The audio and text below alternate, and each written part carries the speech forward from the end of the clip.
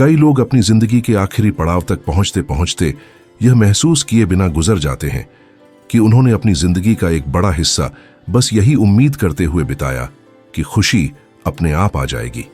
सालों का समय रोजमर्रा की आदतों और उम्मीदों के बीच फिसल जाता है और फिर एक दिन एक असहज एहसास उभरता है कि हमने अनजाने में कीमती पलों को खो दिया।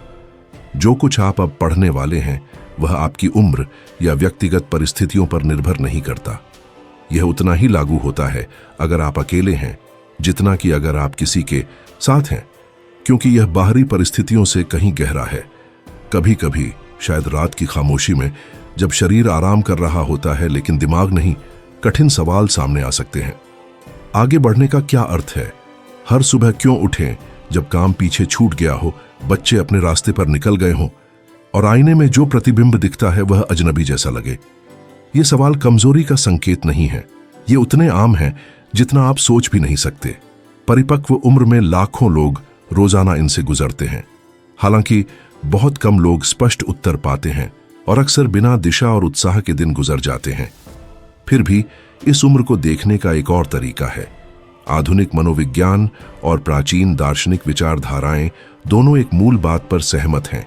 बुढ़ापा जीवन का खाली अंत नहीं है, बल्कि यह एक ऐसा चरण है जो गहरे अर्थ से भरा और हाँ, पूरी तरह संतोषजनक भी हो सकता है।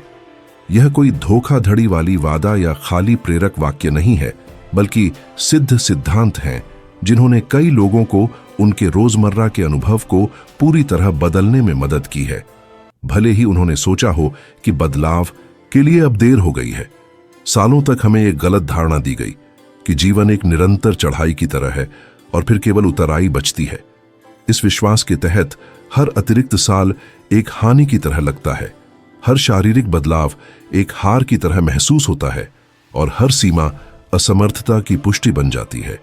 यह सोच न केवल गलत है बल्कि गहराई से हानिकारक भी है, क्योंकि यह लोगों को अंदर से बुझा देती है इससे पहले कि उनका शरीर वास्तव में थक जाए।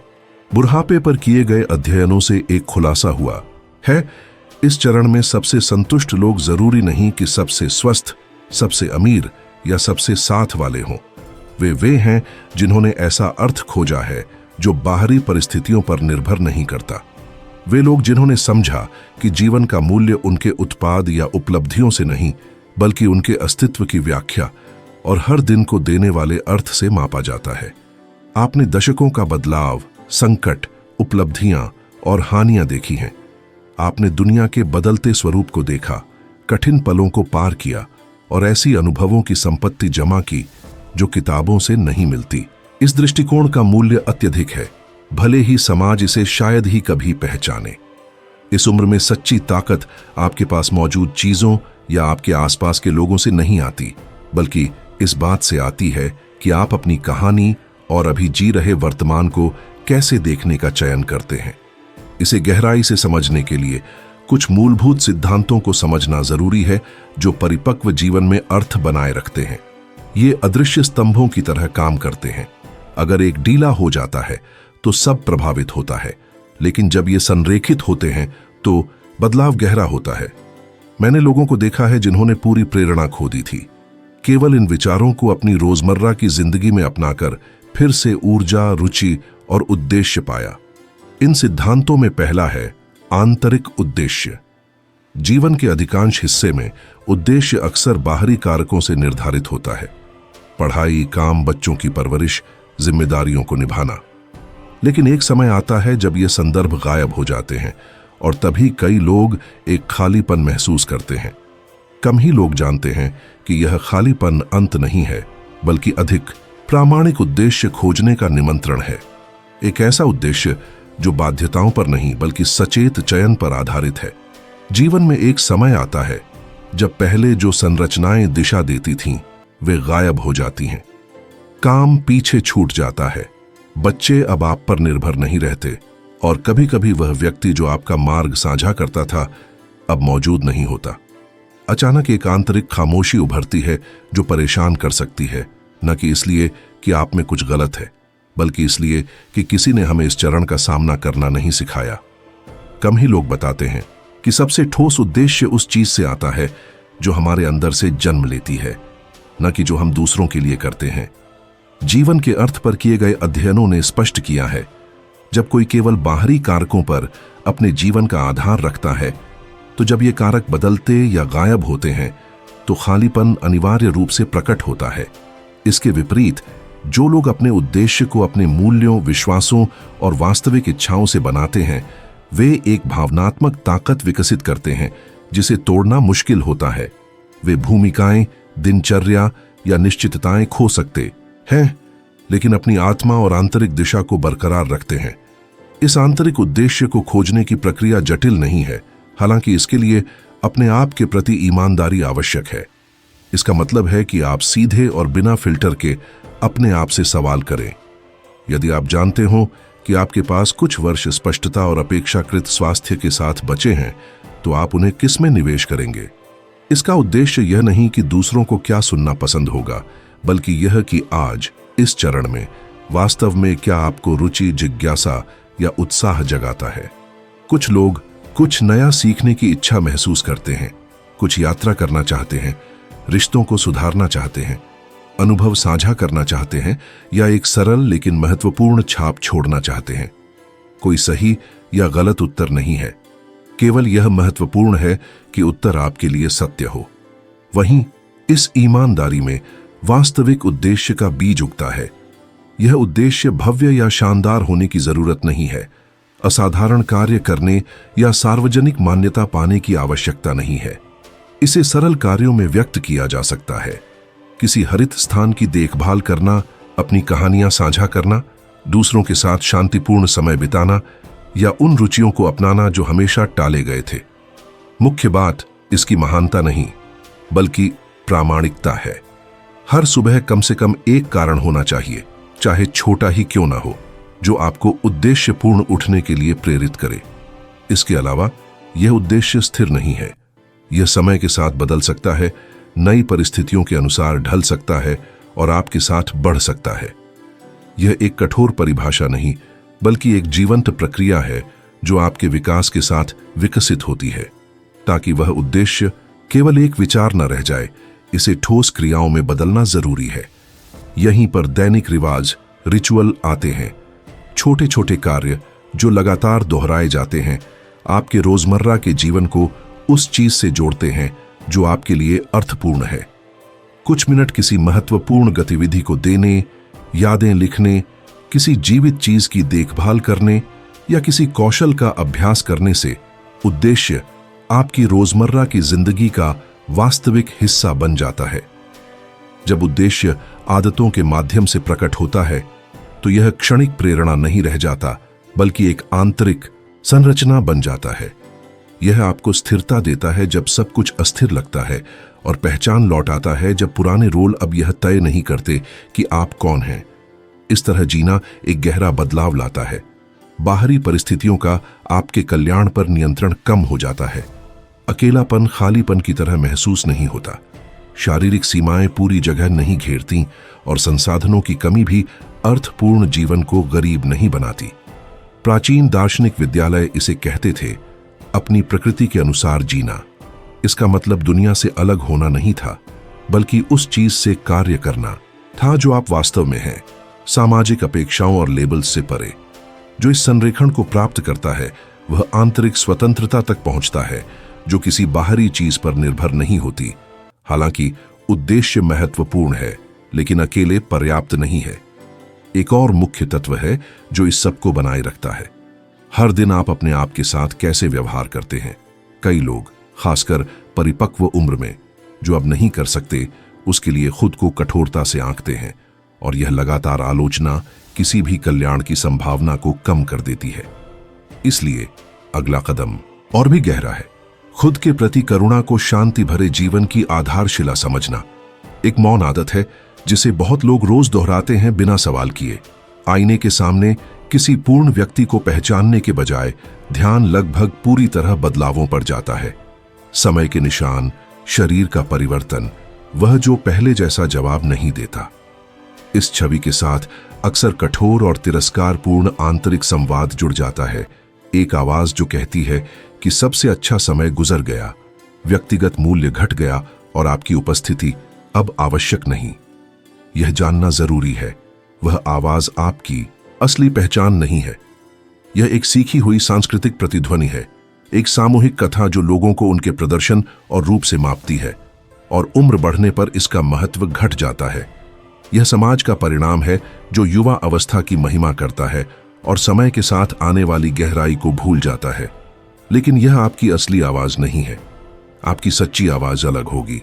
यह सम्मान, समझ और उसी कोमलता के साथ बोलेगी जैसी आप किसी प्रिय व्यक्ति को मुश्किल समय में देते, क्योंकि आप अब वही हैं, एक इंसान जो जटिल बदलाव का सामना कर रहा है, वास्तविक परिवर्तनों के साथ ढल रहा है, वैध डर ले रहा है और एक ऐसे वातावरण में अर्थ खोज रहा है जो इस जीवन चरण की कद्र कम करता है।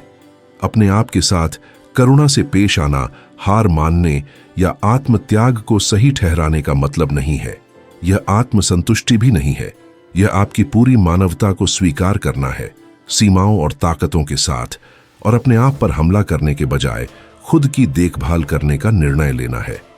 मनोविज्ञान ने दिखाया है कि जो लोग अपने आप के साथ दयालुता से संबंध बनाते हैं, वे अधिक भावनात्मक स्थिरता विकसित करते हैं, कठिनाइयों का बेहतर सामना करते हैं और अधिक गहरा कल्याण बनाए रखते हैं। जबकि जो लगातार आत्म आलोचना में फंसे रहते हैं, उन्हें ऐसा लाभ नहीं मिलता। इस दृष्टिकोण को व्यवहार में लाना जागरूकता मांगता है। पहला कदम है यह नोट करना कि कठोर विचार कब उभरते हैं, बिना बहस किए या जबरदस्ती हटाने की कोशिश किए। बस इसे पहचानें। फिर एक शक्तिशाली कदम आता है, अपने आप से पूछें कि आप किसी ऐसे व्यक्ति से कैसे बात करेंगे जिसे आप पसंद करते हैं और जो वही स्थिति महसूस कर रहा है जो आप कर रहे हैं। कोई भी दोस्त जो दर्द, अकेलापन या भ्रम महसूस कर रहा हो, उसे तिरस्कार से नहीं देखेगा। वह समझ, मान्यता और सम्मान देगा। वही व्यवहार आप भी अपने आप के साथ अपनाएं। खुद के प्रति करुणा कार्यों को रोकती नहीं। इसके विपरीत, जब आप खुद को दंड देना बंद करते हैं तो अपनी स्थिति सुधारने के लिए भावनात्मक ऊर्जा वापस पाते हैं। कठोरता जकड़ती है, दयालुता आगे बढ़ाती है। यह समर्थन और अपमान के बीच का अंतर है। पहला मजबूत करता है, दूसरा कमजोर। एक सरल अभ्यास इस आंतरिक संबंध को विकसित करने में मदद कर सकता है। जागने पर दिन शुरू करने से पहले एक हाथ अपने सीने पर रखें और अपने शरीर के मौन प्रयास को पहचानें जिसने दशकों तक आपके जीवन को संभाला। अपने आप से एक दयालु वाक्य कहें, बिना व्यंग्य या दबाव के। यह मामूली लग सकता है, लेकिन नियमित अभ्यास आपके आत्मधारणा को बदल देता है। जब शारीरिक असुविधा आती है तो इसे क्रोध से विरोध करने के बजाय समझ के साथ स्वीकार करें। स्वीकार करें कि यह दर्द देता है, सीमित करता है, निराश करता है, और वहां से प्रश्न बदलें, क्या अब असंभव है? नहीं, बल्कि आज क्या संभव है? यह छोटा मानसिक बदलाव रोजमर्रा के अनुभव को पूरी तरह बदल देता है। अकेलापन इस चरण में एक और सामान्य चुनौती है। यह वास्तविक और गहरा दर्द है जो करीबी संपर्क कम होने पर बढ़ जाता है। आत्मकरुणा इस भावना को महसूस करते हुए फंसे बिना पार करने की अनुमति देती है। यह छोटे मिलन, सरल इशारों और संक्षिप्त लेकिन मानवीय संवादों को महत्व देने का दरवाजा खोलती है। जब आप अकेलेपन को मूल्यहीनता की कसौटी के रूप में नहीं देखते, तो आप उन क्षणों में उपस्थित रह सकते हैं और उनसे पोषण पा सकते हैं। इसके अलावा अपने आप के साथ अच्छा व्यवहार करना अपनी कंपनी का आनंद लेने की अनुमति देता है। अपने साथ होना अब बोझ नहीं, बल्कि एक शांतिपूर्ण स्थान बन सकता है। कई लोग अकेले होने से डरते हैं क्योंकि उन्होंने कभी खुद के साथ सम्मानपूर्वक रहना नहीं सीखा। यह एक ऐसी क्षमता है जिसे आप अभी भी विकसित कर सकते हैं। दिन के अंत में एक अभ्यास इस प्रक्रिया को मजबूत करता है। सोने से पहले बिना किसी न्याय के अपने दिन की समीक्षा करें। 3 क्रियाओं की पहचान करें, चाहे कितनी ही छोटी हो, जो आपने सही की। जो मौजूद है उसे पहचानना, जो नहीं है उस पर ध्यान देने के बजाय आपके मस्तिष्क को फिर से प्रशिक्षित करता है। न्यूरोसाइंस ने दिखाया है कि मस्तिष्क में उम्र बढ़ने के बावजूद नई कनेक्शन बनाने और अनुकूलित होने की क्षमता रहती है। हर एक मान्यता का कार्य आत्मालोचना को कम करता है और आपके प्रति अधिक न्याय संगत धारणा को मजबूत करता है। यह सब आवश्यक है, लेकिन अकेले काम नहीं करता। आत्मकरुणा को उस तरीके से समर्थन चाहिए जिस तरह आप अपने दिन व्यवस्थित करते हैं। जब समय में कोई संरचना नहीं होती तो मस्तिष्क भ्रमित हो जाता है। पूर्ण रूप से कर्तव्यों की अनुपस्थिति चिंता और निराशा में बदल सकती है। इसलिए उद्देश्य और आंतरिक दयालुता के अलावा यह जरूरी है कि हम एक बहुत ही ठोस बात पर ध्यान दें। रोजमर्रा की दिनचर्या में क्रम कैसे बनाएं। सालों तक काम ने एक अदृश्य संगठन प्रदान किया, समय सारिणी, जिम्मेदारियां, तालमेल। जब यह गायब हो जाता है तो जो चीज पूरी स्वतंत्रता जैसी लगती थी अक्सर अव्यवस्था के रूप में महसूस होती है। अध्ययन बताते हैं कि लोग तब पनपते हैं जब संरचना और लचीलापन के बीच संतुलन होता है, न तो अत्यधिक कड़ापन और न ही पूरी खालीपन। इस चरण में अपनी दिनचर्या बनाना, इसका मतलब कठोर समय सारिणी में खुद को जकड़ना नहीं है, बल्कि ऐसे एंकर बनाना है जो आपके दिनों को आकार दें। छोटे छोटे रिवाज जो समय को व्यवस्थित करें और उसे अर्थ दें, क्योंकि जब समय पूरी तरह खाली होता है तो वह अंततः आपको नियंत्रित कर लेता है। इसके विपरीत जब आप समय को संरचना देते हैं तो यह आपके कल्याण का सहयोगी बन जाता है। एक दिन जिसमें अर्थपूर्ण गतिविधियां हों, भले ही सरल हों, वह भावनात्मक संतुलन का बड़ा सहयोगी बन जाता है। जब कोई दिन बिना दिशा, बिना योजना या स्पष्ट संकेतों के शुरू होता है तो मन अक्सर अंदर की ओर घूमता है और बार बार आने वाले विचारों में फंस जाता है। चिंताएं उभरती हैं, अतीत की यादें जो नॉस्टैल्जिया या अपराध बोध से रंगी होती हैं, और भविष्य की योजनाएं भय से भरी होती है। धीरे धीरे यह आंतरिक संवाद ऊर्जा और मनोबल को कम करता है और एक ऐसा चक्र बन जाता है जिसे तोड़ना मुश्किल होता है। इसके विपरीत जब दिन में न्यूनतम संगठन होता है, कुछ बदलता है। यह जानना कि अलग अलग गतिविधियों के लिए निश्चित समय होंगे आंतरिक गति उत्पन्न करता है। यह बड़े कर्तव्यों के बारे में नहीं है, बल्कि अपने आप के प्रति छोटे छोटे वादों के बारे में है जो दिशा देते हैं। यह थोड़ी प्रगति की भावना, चाहे कितनी भी साधारण हो, मानसिक उलझनों के सामने एक ढाल के रूप में काम करती है और ध्यान को आगे केंद्रित रखती है, बजाय इसके कि थकाने वाले विचारों में फंस जाए। इन दिनचर्याओं का निर्माण सुबह से शुरू होता है, क्योंकि दिन की शुरुआत का तरीका गहराई से प्रभावित करता है कि आगे क्या आता है। व्यक्तिगत सुबह की दिनचर्या बनाना महत्वपूर्ण है, कुछ ऐसा जिसे आप पसंद करें और जो आराम से गतिविधि की ओर संक्रमण को चिह्नित करे। यह शांति से पेय बनाना हो सकता है, सूर्योदय की रोशनी देखना, मन को सुकून देने वाला संगीत सुनना या कुछ प्रेरक पृष्ठ पढ़ना। मुख्य बात है नियमितता। जब मस्तिष्क एक स्थिर शुरुआत को पहचानता है तो सुरक्षा और निरंतरता की भावना उत्पन्न होती है, भले ही दुनिया बदल रही हो। शारीरिक गतिविधि एक और मुख्य तत्व है। शरीर को सक्रिय होना चाहिए, भले ही हल्के तरीके से। कठिन व्यायाम या सघन दिनचर्या की आवश्यकता नहीं है। शांत स्ट्रेचिंग, कुछ मिनट चलना, जोड़ों को हिलाना और रक्त परिसंचरण को बहने देना पर्याप्त है। गतिविधि केवल शरीर के लिए लाभकारी नहीं है, बल्कि यह भावनात्मक स्थिति को भी बदल देती है। यह जमा तनाव को छोड़ने, उदासी को हल्का करने और आंतरिक बेचैनी को कम करने में मदद करती है। इसे नियमित रूप से अपनाना, भले ही कुछ मिनट के लिए, समय के साथ गहरा प्रभाव डालता है। शरीर के अलावा मन को भी उत्तेजना की आवश्यकता है। जीवन के किसी भी चरण में जिज्ञासा को सक्रिय रखना महत्वपूर्ण है। कुछ नया सीखना, रुचि के विषय में गहराई से जाना या पुराने ज्ञान को फिर से अपनाना मन को जागरूक और लचीला रखता है। पढ़ना, शैक्षिक सामग्री सुनना, इतिहास, कला, विज्ञान या भाषा का अध्ययन करना सोच को पोषित करने के तरीके हैं। जो मन उत्तेजित रहता है वह उम्र से स्वतंत्र रूप से विकसित होता रहता है। सीखने की यह निरंतर इच्छा केवल व्यक्तिगत कल्याण को नहीं बढ़ाती, बल्कि संबंधों को भी समृद्ध करती है। साझा करने के लिए विचार, अनुभव और खोजें होना दूसरों के साथ जुड़ाव को आसान बनाता है। जो लोग अपनी जिज्ञासा जीवित रखते हैं वे आमतौर पर गहरी बातचीत और प्रामाणिक संबंध बनाते हैं, क्योंकि वे आंतरिक उपस्थिति और ऊर्जा व्यक्त करते हैं। मानव संबंध को दिनचर्या में अपना स्थान चाहिए। भले ही आमने सामने मिलना हमेशा संभव न हो, संपर्क कॉल, संदेश या आकस्मिक मुलाकात के माध्यम से हो सकता है। किसी से बात करने के लिए विशेष समय आरक्षित करना, किसी सामुदायिक स्थान पर जाना या किसी समूह में भाग लेना सहभागिता की भावना बनाए रखने में मदद करता है। दूसरों के साथ बातचीत कोई विलासिता नहीं, बल्कि भावनात्मक संतुलन के लिए बुनियादी आवश्यकता है। यहां तक कि चरम अलगाव की स्थिति में भी जुड़ाव बनाने के तरीके मौजूद हैं। स्वयं सेवा करना, आभासी समुदायों में भाग लेना, किसी पशु की देखभाल करना या साझा स्थानों में समय देना नए दरवाजे खोल सकता है। कुंजी है सचेत इरादा।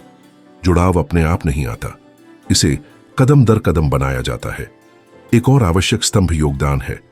महसूस करना कि आप कुछ योगदान दे रहे हैं, चाहे कितना भी छोटा हो, व्यक्तिगत मूल्य की भावना को मजबूत करता है।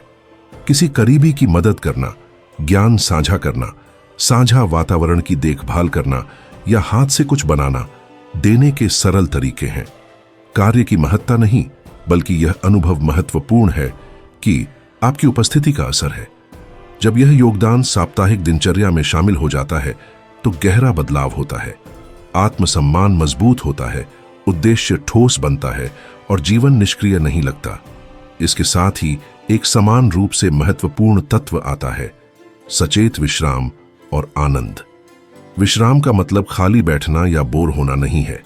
असली विश्राम का मतलब है कि आप खुद को सुख, शांति और पुनः प्राप्ति के क्षण दें, भले ही कोई कठोर समय सारिणी न हो। सच में विश्राम का मतलब है सचेत रूप से उन चीजों का चयन करना जो आपको शांति और आंतरिक कल्याण देती है। यह केवल रुकने के बारे में नहीं है, बल्कि उन क्षणों को सुखद और सुकून देने वाले अनुभवों से भरने के बारे में है। यह कोई प्रिय गीत सुनना हो सकता है, कुछ देखना जो आपको हंसाए, पार्क में बेंच पर बैठकर जीवन का निरीक्षण करना या सिर्फ आनंद के लिए कोई विशेष भोजन बनाना। आनंद के लिए कोई औचित्य या अनुमति नहीं चाहिए। एक व्यापक विश्वास यह कहता है कि सुख की एक समाप्ति तिथि होती है, जैसे खुशी केवल कुछ विशेष चरणों के लिए आरक्षित है। यह विचार गलत है। आनंद लेने, हल्कापन महसूस करने और छोटे सुखद क्षणों का अनुभव करने की क्षमता व्यक्ति के जीवन भर का अधिकार है। अपने आप को ये क्षण देने का मतलब स्वार्थ नहीं, बल्कि आत्म देखभाल का एक तरीका है। अब तक आपने जो कुछ भी बनाया है, उद्देश्य, करुणा और दिनचर्या, उसे संतुलन की आवश्यकता है। इसका मतलब कठोर समय सारिणी लागू करना या दिन को जिम्मेदारियों की सूची में बदलना नहीं है, बल्कि एक लचीली संरचना बनाना है जो आपको सहारा दे। कुछ दिन आप ऊर्जावान महसूस करेंगे और कुछ दिन थकान या अस्वस्थता आपके दिन की गति तय करेगी। दोनों वैध हैं। दिनचर्या आपका साथी है, आपका दंड नहीं। एक मुख्य बात जो हमेशा याद रखनी चाहिए, अधूरी प्रगति करना असंभव पूर्णता खोजने से कहीं अधिक मूल्यवान है। अगर किसी दिन आप योजना के अनुसार कम कर पाते हैं तो भी वह प्रगति में गिनी जाती है। एक छोटा कदम भी गति बनाए रखता है, केवल इसलिए कि आप सब कुछ नहीं कर सकते। पूरी तरह से हार मान लेना अक्सर अधिक थकान पैदा करता है बजाय विश्राम के। हालांकि एक गहरा पहलू है जो सब कुछ प्रभावित कर सकता है अगर इसे संबोधित न किया जाए। समय के साथ आपका संबंध और भविष्य के प्रति दृष्टिकोण। कई लोग यह सोचकर जीते हैं कि आगे क्या होगा, खोने, बुढ़ापे या जीवन के अंत के बारे में। ये विचार अक्सर वास्तविक और समझने योग्य भय के साथ आते हैं। इन्हें महसूस करना आपको कमजोर नहीं बनाता, बल्कि मानव बनाता है। समस्या यह नहीं है कि डर मौजूद है, बल्कि यह है कि आप उन्हें पूरे मानसिक स्थान पर हावी होने दें। जब ध्यान लगातार अनिश्चित भविष्य की ओर केंद्रित होता है तो वर्तमान का स्वाद खो जाता है। रोजमर्रा के पल का आनंद नहीं लिया जाता, क्योंकि मन उन परिदृश्यों में फंसा होता है जो अभी तक नहीं हुए हैं और शायद कभी न हो। इस तरह भविष्य का भय आज के मूल्य को चुरा लेता है। यह स्वीकार करना कि सब कुछ बदलता है शुरुआत में असहज लग सकता है, लेकिन यह गहराई से मुक्तिदायक भी है। कुछ भी अछूता नहीं रहता। शरीर, परिस्थितियां, संबंध और जीवन के चरण बदलते हैं। इसे समझना हतोत्साह का संकेत नहीं है, बल्कि स्पष्टता है। अगर सब अस्थायी है तो असली जीवन का केवल वर्तमान ही वास्तविक स्थान है। वर्तमान में होना मतलब ध्यान के साथ उस समय में रहना जो अभी हो रहा है। भोजन, बातचीत या स्मृति का आनंद लेना, बिना भविष्य में संभावित नुकसान की चिंता किए। जो मौजूद है उसे पूरी तरह अनुभव करने का चयन करना, न कि जो खो सकता है उस पर दुखी होना। यह उपस्थिति एक अभ्यास है जिसे प्रशिक्षित किया जाता है, स्थायी अवस्था नहीं। जब मन चिंताओं के साथ भविष्य में आगे बढ़ता है, आप शरीर और इंद्रियों के माध्यम से वर्तमान में लौट सकते हैं। अपनी सांस महसूस करें, जमीन के संपर्क को नोट करें, अपने आसपास देखें। ये सरल संकेत आपको वर्तमान में बंधे रहने और यह याद दिलाने में मदद करते हैं कि इस क्षण में आप सुरक्षित हैं, आप यहां हैं। बदलाव से लड़ना छोड़कर और वास्तविकता को स्वीकार करके आंतरिक पीड़ा कम हो जाती है। कठिनाइयां जारी रह सकती हैं, लेकिन प्रतिरोध से पैदा अतिरिक्त भावनात्मक भार हल्का हो जाता है। मानव पीड़ा का बड़ा हिस्सा केवल घटनाओं से नहीं, बल्कि लगातार अस्वीकार से आता है कि चीजें हमारी इच्छा के अनुसार नहीं हैं। कुछ पूर्वी परंपराएं असंपूर्ण और अस्थायी में सुंदरता खोजने की बात करती हैं। जो समय ने छुआ है उसका मूल्य नहीं खोता, इसके विपरीत उसमें गहराई और अर्थ आता है। जीवन द्वारा छोड़े गए निशान एक अनोखी कहानी कहते हैं। उस दृष्टिकोण से खुद को देखना यह पहचानने में मदद करता है कि हर अनुभव, यहां तक कि कठिन अनुभव भी पूर्ण और योग्य जीवन का हिस्सा है। सब कुछ बदलता है, यह स्वीकार करना एक सच्चाई को भी अपनाने का मतलब है जिसे अक्सर टाला जाता है। जीवन का अंत निश्चित है, यह सुखद विषय नहीं है, लेकिन इसे सीधे देखना जरूरी है। हम सभी बिना किसी अपवाद के मरेंगे, यह केवल एकमात्र निश्चितता है। इसके सामने दो रास्ते हैं, बचे समय को भय से नियंत्रित होकर जीना या उस वास्तविकता से मेल बैठाना और इसे अधिक पूर्ण जीवन जीने के लिए प्रेरणा के रूप में उपयोग करना। जो लोग मृत्यु के करीब गए और लौट आए, वे शायद ही कभी कहते हैं कि वे अधिक डर महसूस करना चाहते थे। जो वे बताते हैं वह अक्सर अलग होता है। वे चाहते थे कि उन्होंने अधिक गहराई से जीवन जिया हो, जो महसूस किया उसे कहा हो, प्रियजनों के लिए अधिक समय दिया हो, तुच्छ चिंताओं से मुक्त हुए हों और अपने प्रति अधिक सच्चे रहे हों। जब तक आप सांस ले रहे हैं, तब तक आपके पास यह चुनने का अवसर है कि आप कैसे जिएं। समय कितना बाकी है कोई नहीं जानता। महत्वपूर्ण यह है कि आज आप यहां हैं और ऐसा कार्य करने का अवसर है कि अंत आते समय पछतावा ना हो। अब भी शब्द कहने, संबंध सुधारने, रोजमर्रा की छोटी खुशियों का आनंद लेने, अपने साथ मौजूद लोगों के साथ वास्तविक उपस्थिति साझा करने और खुद से मेल मिलाप करने की जगह है। एक सरल अभ्यास मृत्यु से संबंधित चिंता को कम करने में मदद कर सकता है। जब यह भय उभरता है, क्योंकि उभरेगा, भागने या विचलित होने के बजाय रुकें और इसे बिना न्याय किए स्वीकार करें। यह स्वीकार करना कि मुझे डर लग रहा है कमजोरी नहीं है, बल्कि ईमानदारी है। फिर पूछें कि वास्तव में आपको क्या डर आता है। दर्द, स्वायत्तता का नुकसान, अकेलापन, उनके बारे में चिंता जो पीछे रह जाएंगे। वास्तविक भय अस्पष्ट चिंता से अधिक प्रबंधनीय है। जब आप यह पहचान लें कि वास्तव में क्या परेशान कर रहा है, तो आप कार्रवाई करना शुरू कर सकते हैं। यदि दर्द से डर लगता है, तो शारीरिक पीड़ा को संभालने के तरीकों के बारे में जानकारी ले सकते हैं। यदि अकेले होने का डर है, तो अब अपने संबंधों को मजबूत करें। यदि यह चिंता है कि जीवन का कोई अर्थ नहीं था, तो आप अभी के दिनों में इसे अर्थ दे सकते हैं। मृत्यु के बाद क्या होता है, इसका कोई निश्चित उत्तर नहीं है।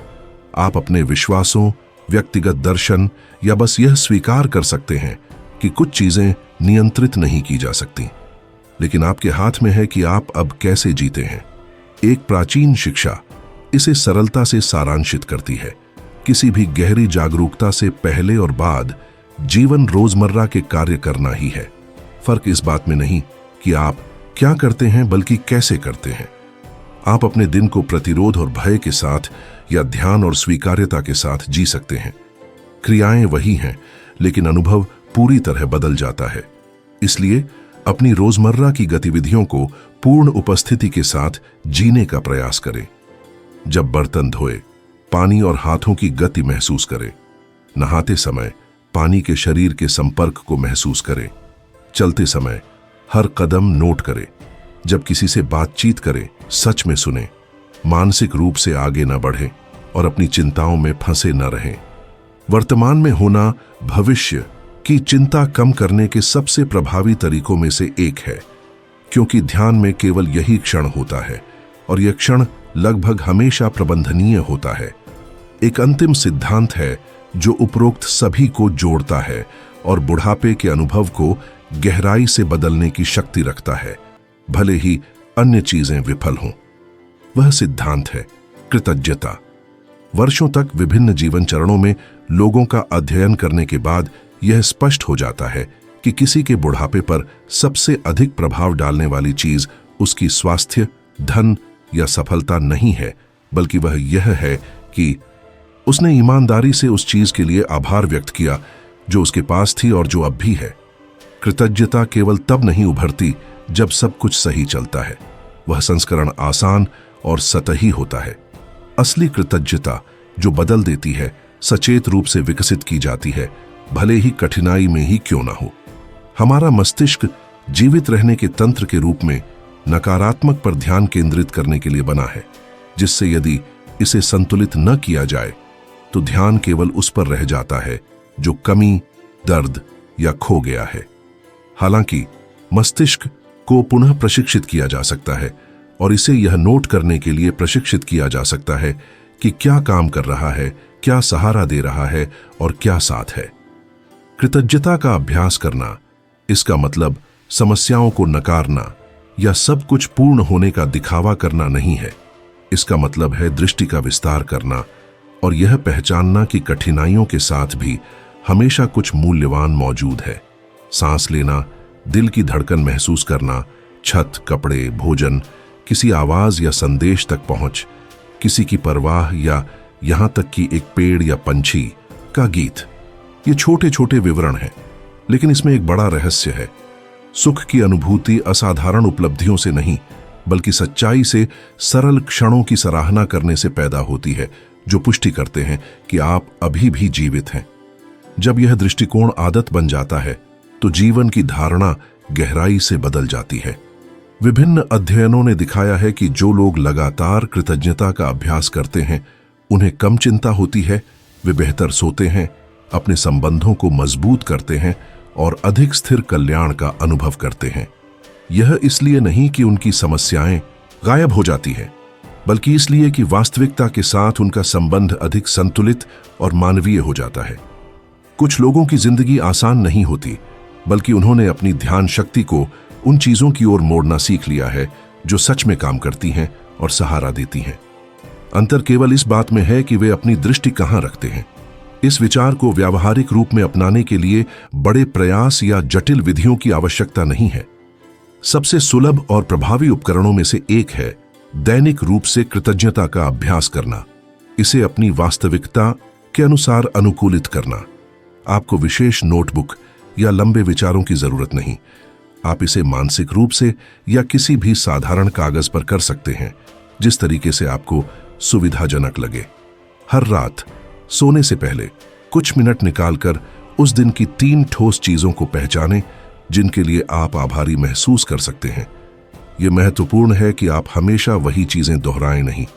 उद्देश्य यह है कि दिन भर आपका मस्तिष्क सक्रिय रूप से आभारी होने के कारणों की खोज शुरू करे। शुरू में ऐसा लग सकता है कि कुछ मूल्यवान नहीं था, लेकिन यदि आप ध्यान से देखें, कुछ दिखाई देता है।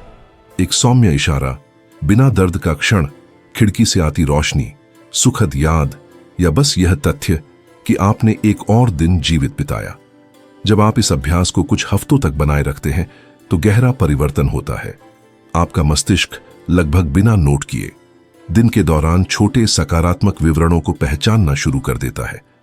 आप सुंदरता और भलाई को उस जगह देखने लगते हैं जहां पहले केवल दिनचर्या या कमी नजर आती थी। आपकी धारणा विस्तृत होती है और आप पाते हैं कि जितना धन्यवाद करने के लिए है, वह आपकी कल्पना से कहीं अधिक है। इसके अलावा एक और भी परिवर्तनकारी कृतज्ञता है जो कठिन अनुभवों को शामिल करती है। केवल सुखद चीजों के लिए नहीं, बल्कि हानियों, दर्द और असफलताओं के लिए भी आभारी होना।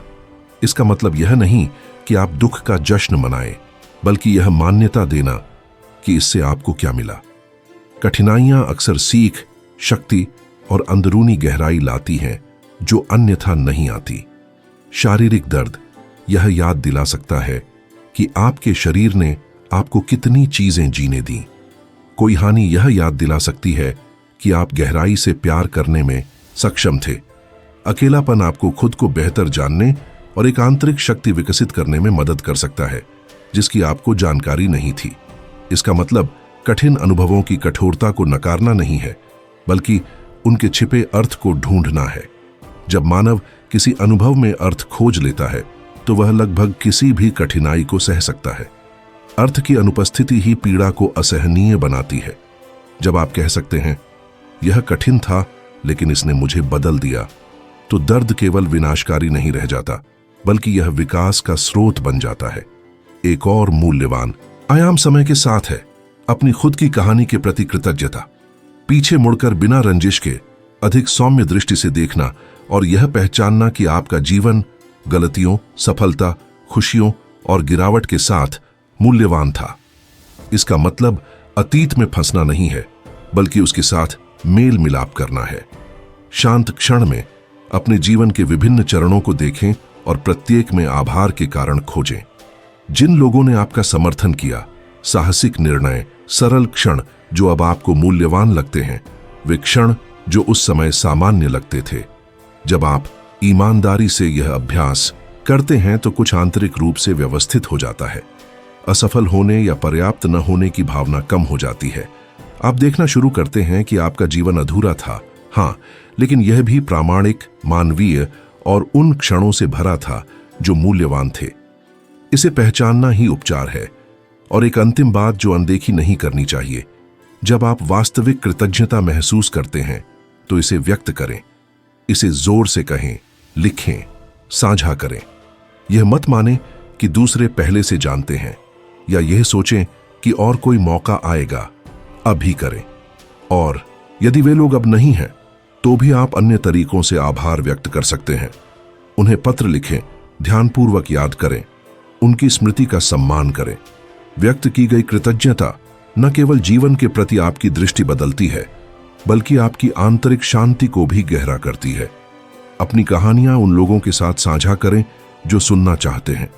कृतज्ञता लोगों के साथ नहीं खत्म होती, यह जीवित रहती है जिस तरह हम उन्हें याद रखते और सम्मान देते हैं। हमने जिन सभी सिद्धांतों का अन्वेषण किया, वे आपस में जुड़े हुए हैं। आंतरिक उद्देश्य आपको दिशा देता है, अपने प्रति करुणा आपको भावनात्मक सुरक्षा प्रदान करती है और दिनचर्या संरचना देती है।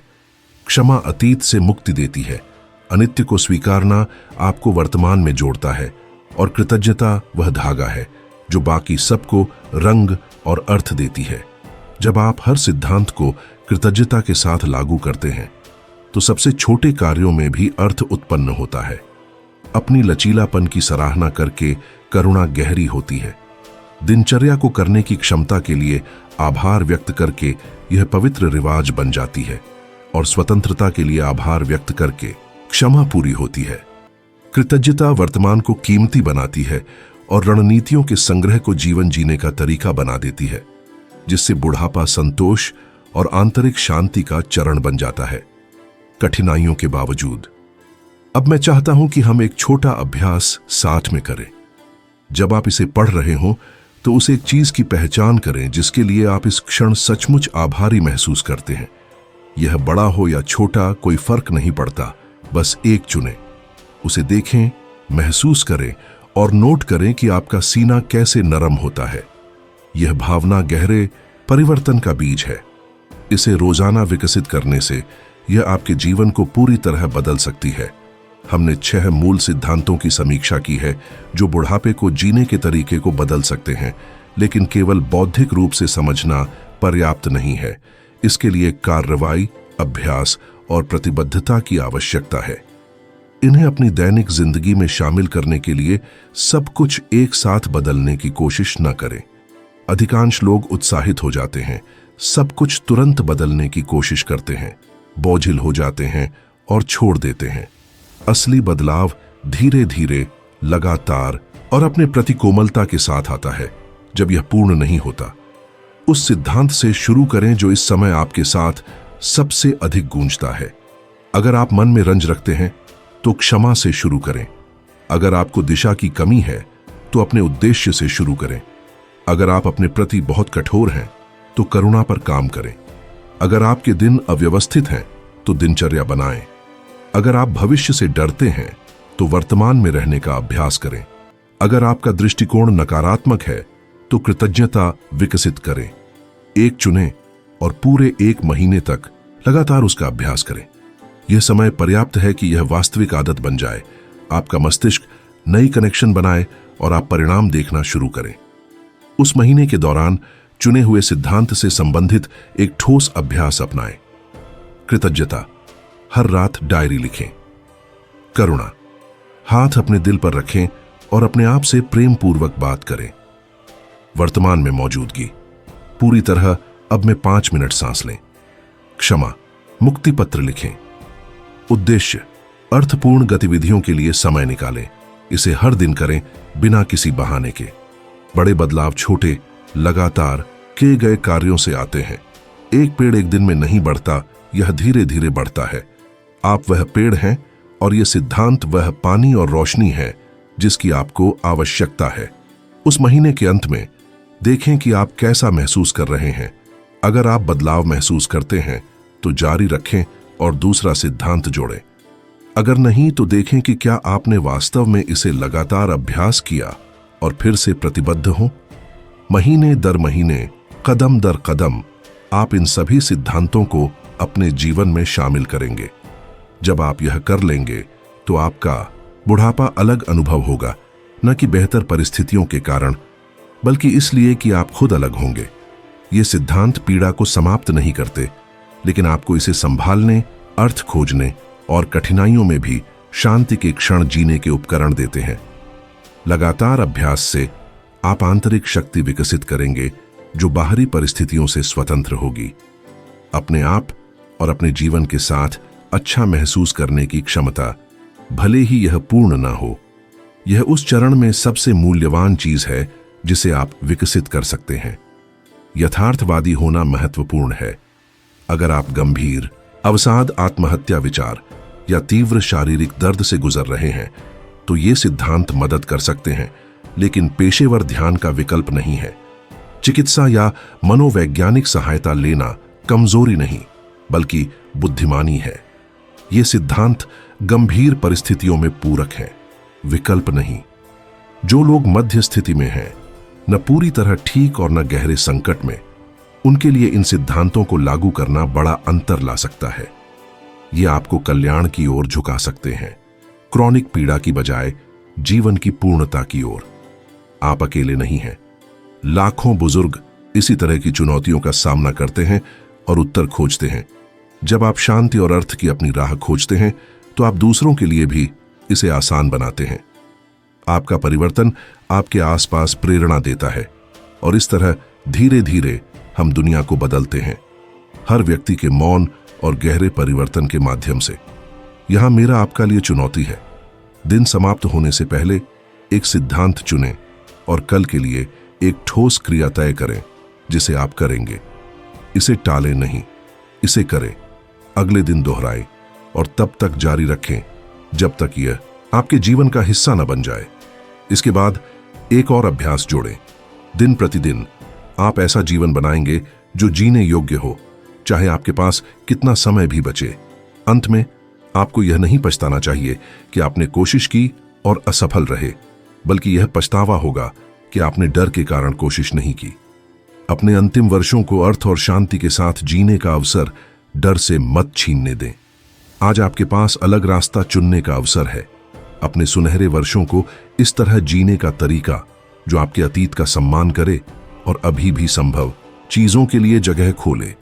जो 6 सिद्धांत हमने खोजे हैं वे आपका नक्शा है, हजारों वर्षों से दार्शनिकों द्वारा परीक्षण किए गए और आधुनिक मनोविज्ञान द्वारा पुष्टि किए गए।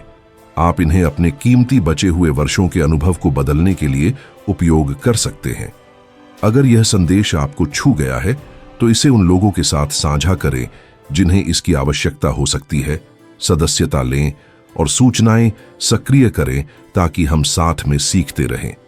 लेकिन इससे भी महत्वपूर्ण, कार्रवाई करें। एक सिद्धांत चुनें और कल उसके अनुसार जीवन जिया। वास्तविक परिवर्तन आप पर निर्भर है। आपके भीतर गहरी सहनशीलता है।